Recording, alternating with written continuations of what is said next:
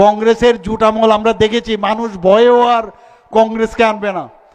এডিসিতে এখন যারা চালাচ্ছেন, এটা কিন্তু আমাদের জন্য একদিকে ভাগ্য ভালো যে এটাকে সামনে রেখে আগামী দিন যারা এডিসি চালাচ্ছেন, যেভাবে দুর্নীতি ওরা ওখানে করছে, সব খবর আমার কাছে আছে। এই জনজাতি ভাই বোনেরা আগামী দিন ওনাদেরকে কোনো অবস্থায় আর বসতে দেবে না, এটা নিশ্চিত আপনারা থাকতে পারেন বন্ধুগণ। এর জন্যই বলছি 28-এ 28। কংগ্রেস তো শূন্য অলরেডি গত ইলেকশনে, সিপিএমও শূন্য। এখনো তুর করে বেরোই শুনি অনেক জায়গার মধ্যে, এখনো বসে আছে। ওই যে হারমাতগুলো ঢুকেছে, কবে আবার ব্যাক করবে আমি জানি না। কষ্ট হয় যখন জনজাতির মহিলাদের ঘরের ভিতরে গিয়ে তাদের আসবাবপত্র ভেঙে দিচ্ছে, মহিলাদের উপর অত্যাচার করছে। 21 থেকে শুরু করেছে এখনো। আরে গণতন্ত্রই যদি মানো, তো সব পার্টির অধিকার রয়েছে। আর আমরা হচ্ছে ন্যাশনাল পার্টি, যে কোনো জায়গায় যাব। অনেক সময় জলের কথা বলে মুখ্যমন্ত্রী সেখানে যাবে, কোনো মন্ত্রী কোথাও যাবে, আগের থেকে সেখানে আটকিয়ে দেওয়া যাতে না যেতে পারে। কি অদ্ভুত এই যে কত ঘটনাগুলো করছে। আজকে আমরা সমাজপতিদের 2000 টাকা করে, আমাদের সরকার আসার পর 2000 টাকা করে তাদেরকে সাম্মানিক দিয়েছি।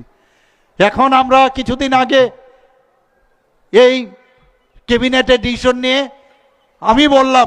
আমি সমস্ত মিনিস্টারদের বললাম যে ওনারা সমাজের জন্য কাজ করছেন।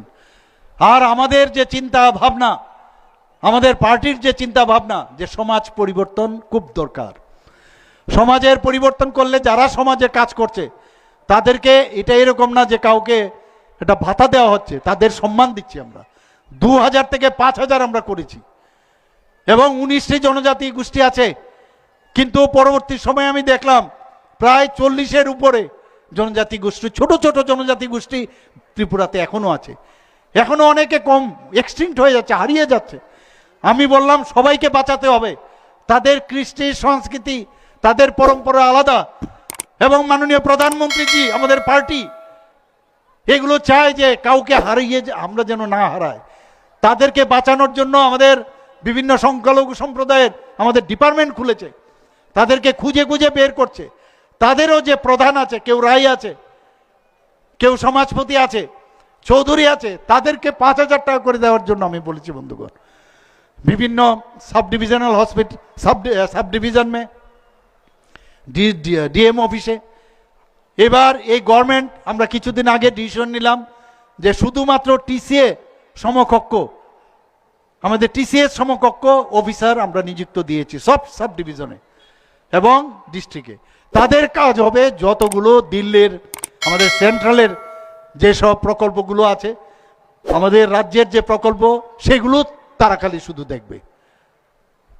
আমরা এইভাবে আমরা কাজ করছি বন্ধুগণ।